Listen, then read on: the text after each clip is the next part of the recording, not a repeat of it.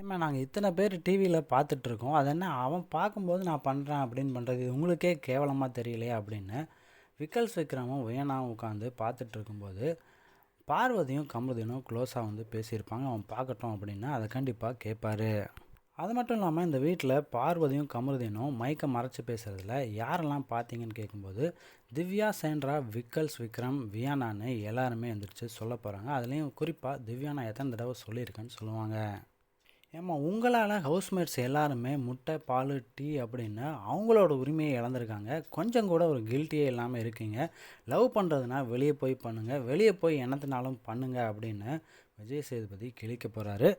Big பாஸையும் மதிக்கிறதில்ல, தலா அமித்தையும் மதிக்கிறதில்ல, housemates யாரையுமே மதிக்கிறதில்ல. அப்புறம் எதுக்கு நீங்கள் பிக் பாஸ் வீட்டுக்குள்ளே இருக்கணும் அப்படின்னு விஜய் சேதுபதி கண்டிப்பாக கேட்கணும். இதெல்லாம் கேட்டால் தான் பார்த்துட்ருக்க நமக்கும் ஹவுஸ்மேட்ஸுக்கும் கண்டிப்பாக மனசாரும். வேறு என்ன கேள்வியெல்லாம் கேட்கணும் அப்படின்னு நீங்கள் ஆசைப்படுறீங்க அப்படிங்கிறத உங்களோட கருத்துக்களை கமெண்ட்ஸ் பாக்ஸில் ஷேர் பண்ணுங்கள்.